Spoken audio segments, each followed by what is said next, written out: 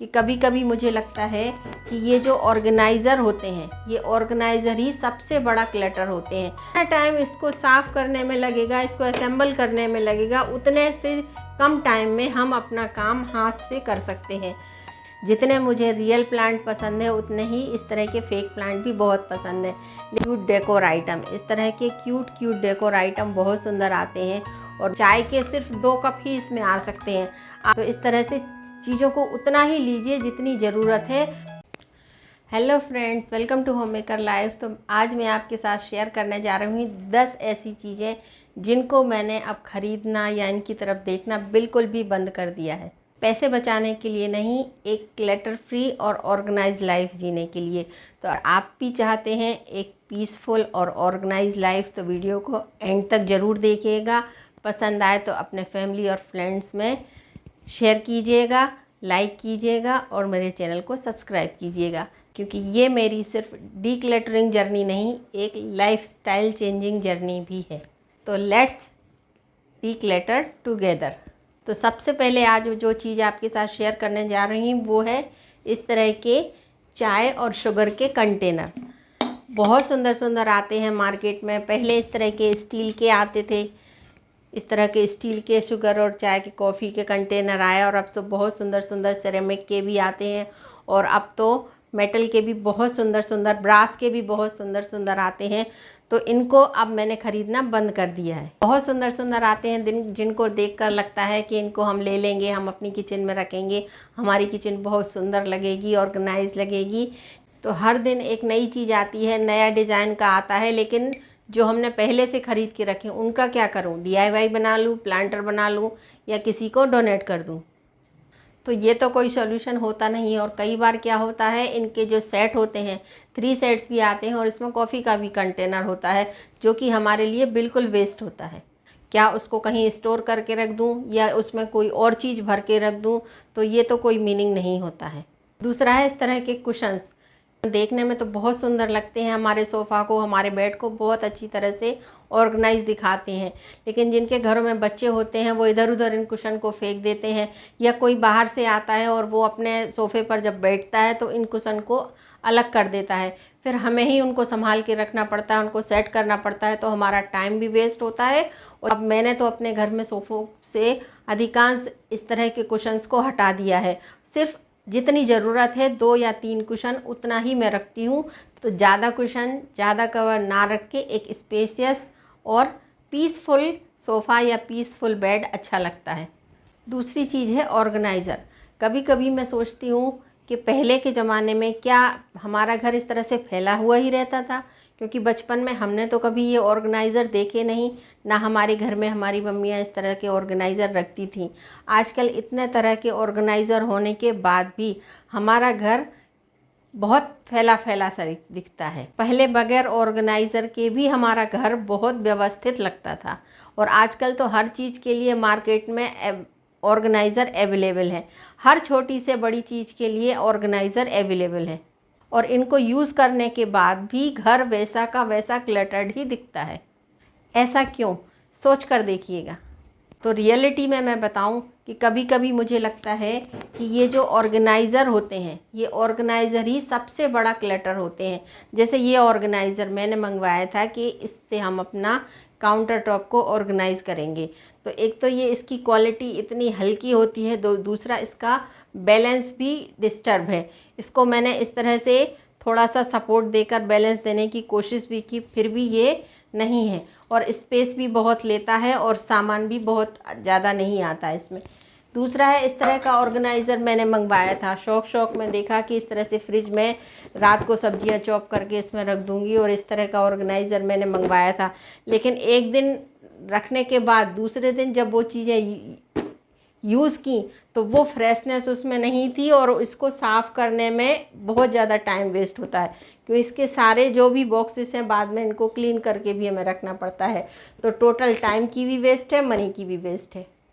इसके बाद next item है इस तरह का ये हैंगर। मैंने लिया था डेकोरेशन के लिए कि इसको वॉल पे कहीं हैंग करूँगी, और इसमें कुछ आइटम इसमें हैंग करके इस तरह से रखूँगी। लेकिन ये इतना डिसबैलेंस है, और इसको हैंग करने के बाद ये इतना हिलता है कि इस पर कुछ भी रखने का मन नहीं करता। एक दो बार कोई चीज़ रखी लेकिन वो इस पर से इससे गिर जाती है। तो ये भी जैसे मैंने ख़रीदा था उसके बाद ये एज इट इज़ ही रखा हुआ है। तो बिल्कुल ही बकवास प्रोडक्ट है, बहुत ही हल्की क्वालिटी है और इसके जो आए थे ये भी बहुत कमज़ोर है, इसका जो धागा लगा हुआ होता है। इसके बजाय आप वुडन से टक करके आप वॉल पर कुछ इस तरह की वॉल हैंगिंग परमानेंटली अगर लगाएं और उस पर जो भी आपको रखना हो डेकोरेटिव आइटम वो रखें तो वो ज़्यादा अच्छा रहेगा। नेक्स्ट कैटेगरी जो है वो है सीरम और मास्क। तो एजिंग जो है एक नेचुरल प्रोसेस है, उसको हैप्पीली एक्सेप्ट कीजिए, ग्रेसफुली एक्सेप्ट कीजिए। ये सब मास्क और सीरम वगैरह लगाने से कुछ टाइम के लिए हो सकता है हमें उसका फ़र्क दिखे और हमारे फेस पर ग्लो रहे। इन चीज़ों से क्या होता है, एक तो स्किन को भी डैमेज हो जाता है। कई चीज़ें ऐसी होती हैं जो हमारी स्किन को सूट नहीं करती, हमारे हेयर को सूट नहीं करती और हमें डैमेज करती हैं, और फिर हम क्या करते हैं कि उनको लगाना बंद कर देते हैं। और वो जो चीज़ें हैं हमारे घर को या हमारे कबर्ड को, हमारी ड्रेसिंग को डीक्लटर करती हैं, और ये इतनी महंगी आती हैं कि इनको ना हम फेंक पाते हैं और ना हम इनको यूज़ कर पाते हैं, और एज इट इज़ ये हमारी वार्डरोब में या वॉशरूम में इस तरह से पड़ी रहती हैं। तो इस तरह की चीज़ों को लेने से पहले बहुत अच्छे से सोच लीजिएगा, उसका टेस्टिंग कर लीजिएगा कि वाकई आपको इन चीज़ों की ज़रूरत है या नहीं है। क्योंकि क्या होता है, इन चीज़ों के लगाने, जब तक हम इन चीज़ों के लगाते हैं तब तक तो फील गुड फैक्टर आता है, ग्लो रहता है, लेकिन उसको लगाने के बाद एज इट इज़ वापस हो जाता है। तो इन चीज़ों को सोच समझ कर यूज कीजिएगा। तो इस पर मुझे अपने पेरेंट्स की, एक पापा की बात याद आती है कि अगर आपको सुंदर ही दिखना है, ग्लोइंग स्किन ही चाहिए, तो अपनी डाइट को हेल्दी रखिए, अपनी लाइफस्टाइल को हेल्दी रखिए, एक्सरसाइज कीजिए, खुश रहिए। सबसे बड़ी बात है खुश रहिए। आप अगर हैप्पी रहते हैं तो आपकी स्किन भी हैप्पी रहती है। मतलब इंटरनली आप जितना ज़्यादा खुश रहेंगे आपकी स्किन भी उतना ही ग्लो करती है। और अपनी एज को ग्रेसफुली एक्सेप्ट कीजिए। कभी कभी मैं सोचती हूँ, अभी तो जैसे आपके साथ वीडियो शेयर कर रही हूँ, लेकिन काश पहले भी मैंने ये इस तरह के कोई वीडियो देखे होते तो इस तरह के प्रोडक्ट जो मैंने लिए हैं मैं ना लेती। जैसे इस तरह के ये प्रोडक्ट मैंने लिए थे, मुझे लगता था इससे मेरी लाइफ बहुत ही इजी हो जाएगी, कन्वीनियंट हो जाएगी, लेकिन ऐसा कुछ नहीं है। जब से मैंने ये प्रोडक्ट ख़रीदे हुए हैं, सिर्फ एक बार ही या दो बार ही इन चीज़ों का यूज़ किया है, ये एज इट इज़ ही पड़े हैं। जैसे ये इस तरह से मिक्सर मैंने लिया था, हैंड मिक्सर, कि इसके यूज़ से हम जैसे कुछ बनाते हैं, कुछ मिक्स करना होता है तो हमें पहले जैसे लकड़ी वाली मथानी यूज़ करते थे उससे हम कर लेते थे, लेकिन इससे आजकल कहते हैं ना मॉडर्न है, तो हमें भी कुछ मॉडर्न चीज़ें चाहिए पड़ती। तो बहुत ही उलझन वाला काम है। जितना टाइम हमें उससे काम करना हमारा इजी हो जाता है, उससे ज़्यादा टाइम हमें इनको साफ़ करने में लगता है। तो बिल्कुल वेस्ट ऑफ टाइम है, वेस्ट ऑफ मनी है। इसके अलावा जैसे नेक्स्ट मैंने लिया था इस तरह का चॉपर। आजकल कितने तरह तरह के चॉपर आ रहे हैं, बहुत ही क्वालिटी, बहुत ही बढ़िया बढ़िया डिज़ाइन में, शेप में। जैसे इस तरह का मैंने ये चॉपर लिया था। ये चॉपर मैंने लिया था मल्टी फंक्शनल, कि इसको यूज़ करूँगी और इससे अपना सारा काम बहुत आसान हो जाएगा, क्योंकि इसमें तरह तरह के फंक्शन हैं। हर तरह की, जिस तरह के वीडियो में दिखाते हैं या इस तरह का देखकर मन कहते हैं ना लालच आता है कि हम भी इस तरह का काम करेंगे। लेकिन यकीन मानिए 1 साल हो गया है, 1 साल से ये एज इट इज़ ही रखा हुआ है और मैंने इसको आज तक यूज़ नहीं किया है। क्यों? जितना टाइम इसको साफ़ करने में लगेगा, इसको असेंबल करने में लगेगा, उतने से कम टाइम में हम अपना काम हाथ से कर सकते हैं। तो इस तरह के जो प्रोडक्ट होते हैं इनको लेने से बचिएगा। होता क्या है कि ऐसे प्रोडक्ट लेने के बाद पैक के पैक इसी तरह से रखे होते हैं, या इस तरह के कोई टूल्स वगैरह आते हैं जिनको हम यूज़ करके एज इट इज़ ही रख देते हैं। इस तरह के जो टूल्स आते हैं उनको एक बार यूज़ करके किसी कैबिनेट में, किसी डोर में रख देते हैं और ये ऐसे ही पड़े रहते हैं। बस हमारी मन की इच्छा पूरी हो जाती है कि हमने ये चीज़ें खरीदी हैं और हमारे पास भी ये चीज़ है, इतना सेटिस्फेक्शन बढ़ रहता है, बाकी इनका कोई यूज़ नहीं रहता। आजकल कई तरह के ट्रेंडी प्रोडक्ट आ रहे हैं, जैसे वफ़ल मेकर है, कॉफ़ी मेकर है, कई तरह के इस तरह के आ रहे हैं, नए नए डिज़ाइन, मैनुअल हैं, इलेक्ट्रिक भी हैं, चॉपर है, बीटर है। आप कितना कलेक्ट करेंगे और इतना सारा कलेक्ट करके कहाँ रखेंगे आप उनको? इसीलिए आजकल घर में लोगों से ज़्यादा सामान ज़्यादा दिखता है और फिर उनको ऑर्गेनाइज़ करने के लिए इतने सारे ऑर्गेनाइज़र बनाए जाते हैं, तो उन ऑर्गेनाइज़र को कलेक्ट कीजिए, उनको कलेक्ट करके उनके लिए स्पेस बनाइए।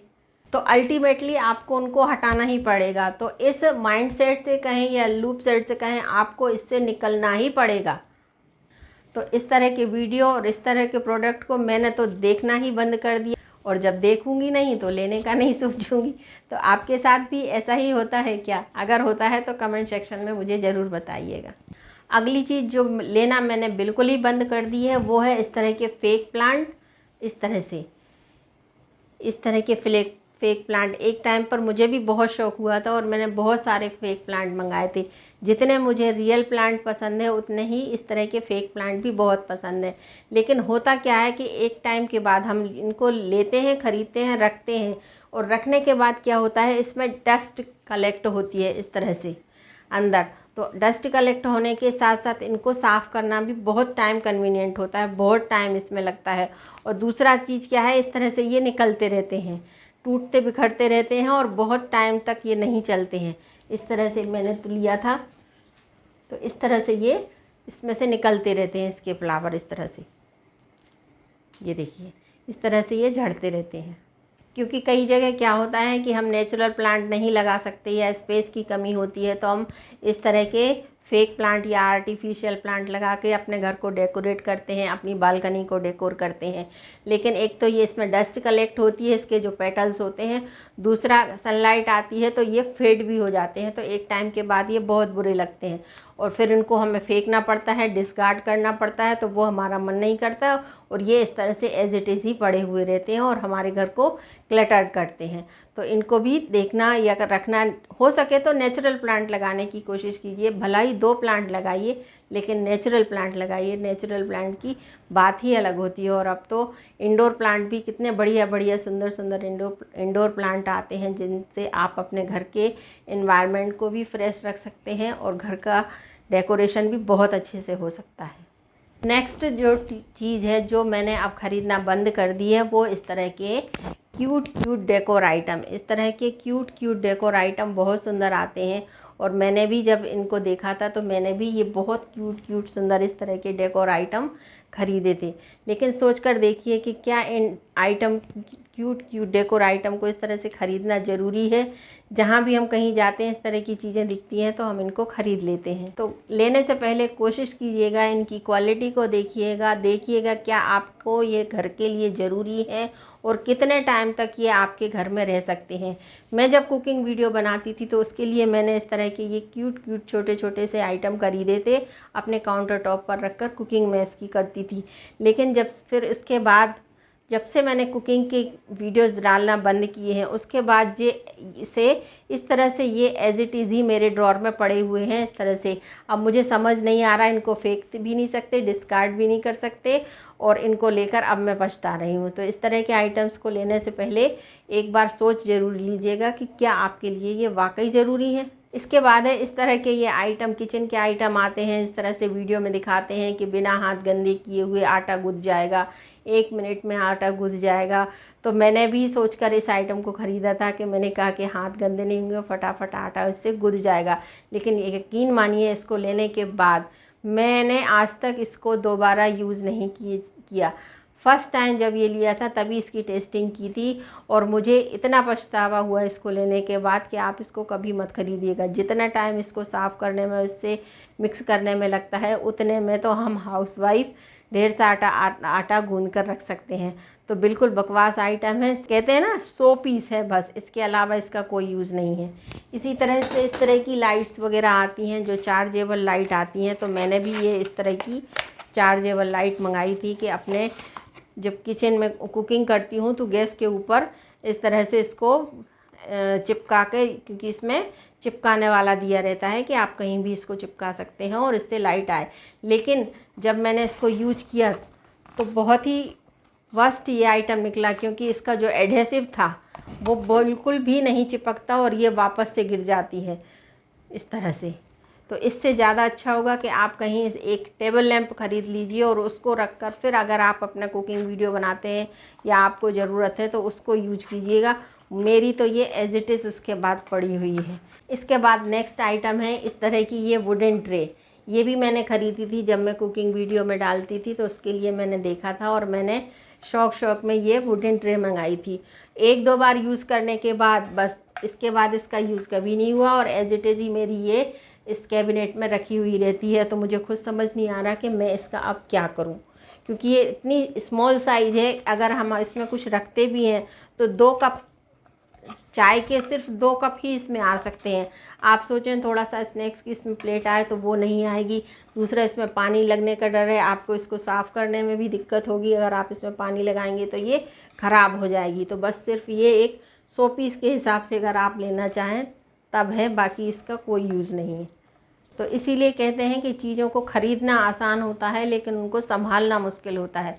तो जितना कम सामान रहे उतना ही अच्छा, जितना घर डिक्लटर रहे, स्पेस रहे घर में, उतना अच्छा लगता है। बहुत ज़्यादा मैसी घर, बहुत ज़्यादा ऑर्गेनाइज़र हो, बहुत ज़्यादा डेकोरेटिव आइटम हो, तब भी घर अच्छा नहीं लगता। ऐसा लगता है हम उनके घर में रह रहे हैं, वो हमारे घर में नहीं रह रहे हैं। तो इस तरह से चीज़ों को उतना ही लीजिए जितनी ज़रूरत है। बेवजह हर चीज़ देखने के बाद ज़रूरी नहीं है वो चीज़ आपको लेना ही है। अगर आपको उस चीज़ की रिक्वायरमेंट है तब खरीदिए, बेवजह चीज़ों को ख़रीदना बंद करिए। अपने घर को शोरूम मत बनाइए।